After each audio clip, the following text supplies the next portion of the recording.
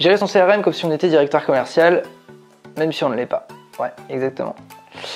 C'est exactement ce qu'il faut faire.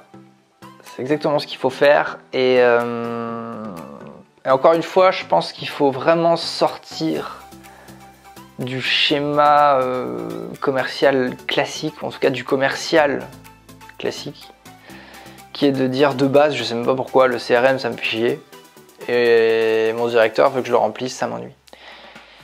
Faut passer ce cap-là.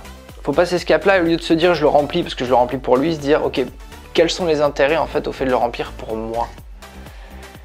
Et en fait c'est là qu'en fait tu trouves la clé de pourquoi faut le remplir, et que tu prends en fait plaisir après à soigner ton CRM. Moi je dis ça parce que j'ai démarré comme tout le monde, un CRM ça me toujours fait chier au démarrage, j'avais pas envie, on me l'a imposé, je dis ça, et en fait après j'ai compris à quoi ça servait.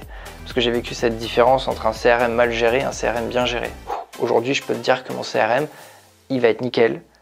Enfin nickel. Nickel est un grand mot parce que c'est jamais parfait un CRM, à moins d'être perfectionniste, et je pense qu'être perfectionniste, peut-être pas dans le sujet du CRM, mais dans la vente, là, ça peut être plus un problème qu'une solution.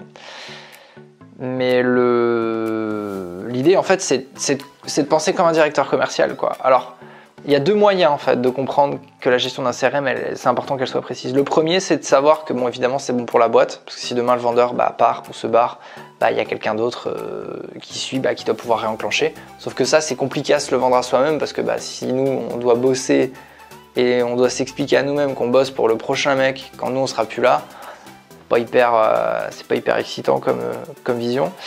Par contre, on peut avoir une autre vision, qui est de se dire que évidemment sur le terme, donc court terme, long terme et court, moyen, long terme, en termes évidemment de chiffre d'affaires, de commission bien sûr, de gestion du temps, de qualité des échanges, rien que ça, la qualité des échanges.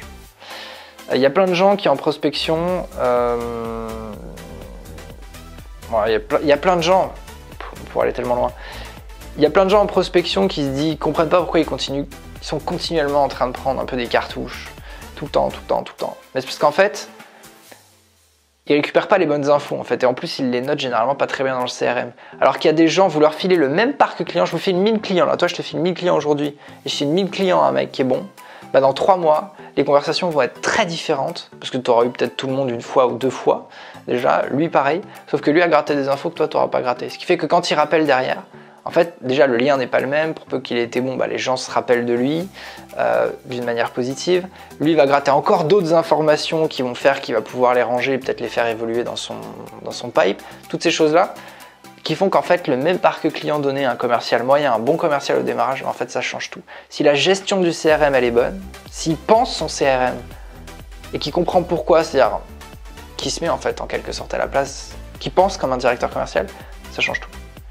Ça change tout. Et pour moi, c'est ce qu'il faut faire, quoi. Donc qu'on soit directeur ou pas, en fait, on s'en fout. Il faut penser de cette manière-là, quoi. Et puis de toute façon, quand on pense de cette manière-là, qu'on a un bon vendeur, c'est qu'après, à terme, évidemment qu'on a peut-être envie de gérer des équipes et autres. Ça, c'est un autre sujet. Donc autant anticiper au démarrage, quoi.